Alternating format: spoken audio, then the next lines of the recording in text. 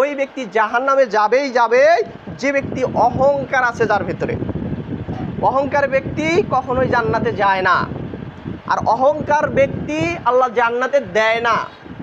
যার ভেতরে অহংকার রয়েছে তাকে কোথায় দেয়? জাহান্নামে দেয়। আর হাদিসে কুরসিতে রয়েছে জিবরাইল আলাইহিস সালাম যে সরাসরি যে কথাগুলো বলেছে এগুলো হাদিসে কুরসির ভেতরে রয়েছে, বা হাদিসে জিবরাইল বলা হয়।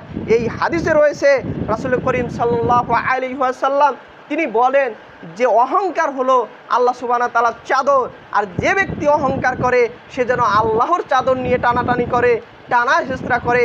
অতএব আমাদের কাছে বা আমাদের জন্য অহংকার শোভা পায় না, অহংকার আমরা করতে পারি না। আমরা হচ্ছি মাটি থেকে সৃষ্টি, আল্লাহ সুবহানাহু ওয়া তাআলা আমাদের সৃষ্টি করেছেন, খুবই দুর্বল করে সৃষ্টি করেছেন। এই বনি আদমের মাঝে অহংকার শোভা পায় না।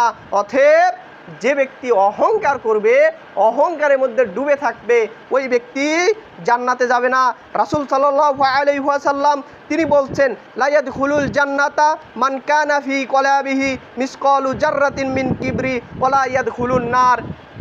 রাসূল সাল্লাল্লাহু আলাইহি সাল্লাম বলেন যার অন্তরে অনুপরিমাণ, অল্প পরিমাণ, জাররা পরিমাণ যার ভেতরে অহংকার থাকবে সে জান্নাতে যাবে না।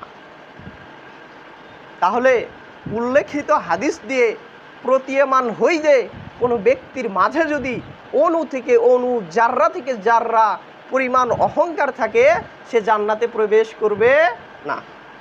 তাহলে আজকের সমাজের দিকে তাকান, নিজের দিকে তাকান, পরিবারের দিকে তাকান, মানুষের দিকে তাকান, বুঝতে পারবেন যে অহংকার কিভাবে আমাদেরকে গ্রাস করতেছে।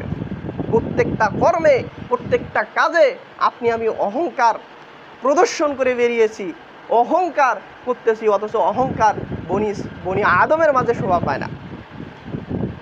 কত কাজে যে আপনি অহংকার করতেছেন তার হিসাব দিয়ে শেষ হবে না। কত যে অহংকার আমার আপনার ভিতরে রয়েছে, অর্থের অহংকার, সৌন্দর্যের অহংকার, ধন দৌলতের অহংকার, আভিজাত্যের অহংকার, নিজের স্ট্যাটাসের অহংকার। এই অহংকারগুলো প্রদর্শন করে আমরা নিজেরা ধ্বংস হয়ে যাচ্ছি, আর আল্লাহর ক্রোধকে আমরা নিজের উপরে চাপিয়ে নিচ্ছি। আর অহংকার করলেই যে আমরা জান্নাতে যেতে পারবো না এই কথাই স্পষ্ট। আর রাসূল সাল্লাল্লাহু আলাইহি ওয়াসাল্লাম তিনি আরও বলেছেন লা ইয়াদখুলুল জান্নাতা কতিমু, আর ওই ব্যক্তি জান্নাতে যাবে না ওই ব্যক্তি জান্নাতে যাবেই না যে ব্যক্তি আত্মীয়তা সম্পর্ক ছিন্ন করে। যে ব্যক্তি আত্মীয়তা সম্পর্ক ছিন্ন করে ওই ব্যক্তিও জান্নাতে যাবে না। তাহলে এই প্রবলেমগুলো, এই সমস্যাগুলো আমাদের ভিতরে আছে। আমাদের আত্মীয় স্বজনের ভিতরে রক্তের সম্পর্ক ছিন্ন। এই রক্তের সম্পর্ক ছিন্ন করার কারণে যে ব্যক্তি আত্মীয়তার সম্পর্ক ছিন্ন করলো সে জান্নাতে যাবেই না। যে যত বড়ই দরবেশ হোক না কেন, আর সে যত বড় হুজুরি হোক না কেন, সে যদি আত্মীয়তার সম্পর্ক ছিন্ন করে সে কখনকালেও জান্নাতে যেতে পারবে না। তাকে জান্নাতে যাইতেই পারবে না, সে জাহান্নামে যাবে। রাসূল সাল্লাল্লাহু আলাইহি ওয়াসাল্লাম হাদিস। তাহলে আপনার বোনের সাথে আপনার সম্পর্ক নেই, কেন নেই?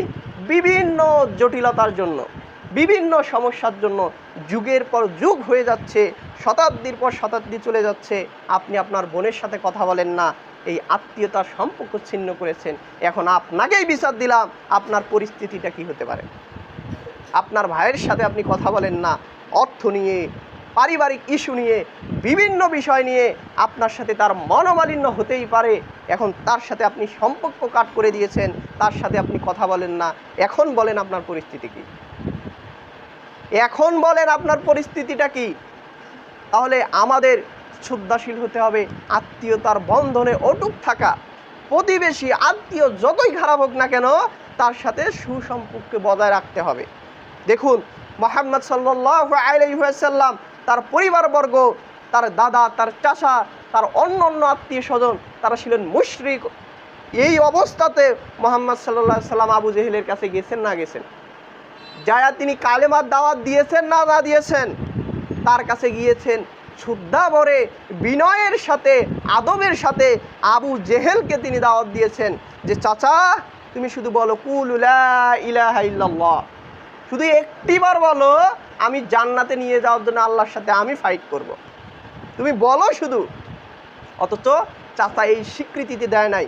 চাচার কাছে কতই নির্যাতিত হয়েছে, কতই অপমানিত হয়েছে, তবু কি দাওয়াত বন্ধ রেখেছিল? রাখেনি। ইহুদি খ্রিস্টানের হাতে, পত্তলিকদের হাতে মুহাম্মদ সাল্লাল্লাহু আলাইহি সাল্লাম কত নির্যাতন হয়েছিল, তবুও কি তাদের সাথে কন্টাক্ট বন্ধ করেছিল? করেনি। তবুও তাদের কাছে গিয়েছেন, তাদের দ্বারে দ্বারে ঘুরে বেরিয়েছেন, তাদের আনাচে কানাচে গিয়ে তারা বলছেন যে বলো লা ইলাহা ইল্লাল্লাহ, আল্লাহর সাক্ষ্য দাও, তাওহীদের দাওয়াত নিয়ে গিয়েছেন। তো তিনি আত্মীয়তার সম্পর্ক ছিন্ন করে নাই। যখন তিনি হীরা গুহায় ধ্যানমগ্ন করলেন, এই সময় জিব্রাইল তার উপরে ওহী নিয়ে আসলেন। জিব্রাইলকে দেখে এবং ওহী অবতীর্ণ হওয়ার বিষয়গুলোর জন্য মুহাম্মদ সাল্লাল্লাহু আলাইহি ওয়াসাল্লাম তিনি ঘাবড়ে গিয়েছিলেন।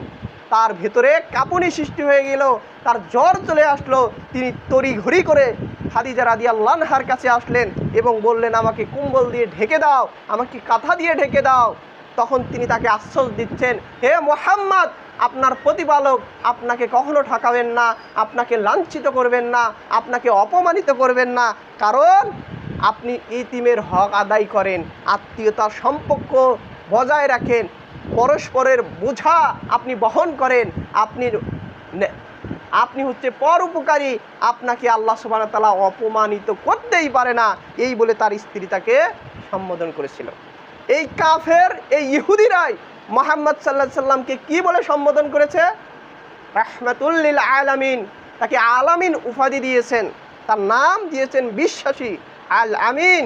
তিনি ইবাদত গুজার যেমন ছিলেন, সত্যবাদী তেমনি ছিলেন, তার চরিত্র ছিল উত্তম চরিত্র।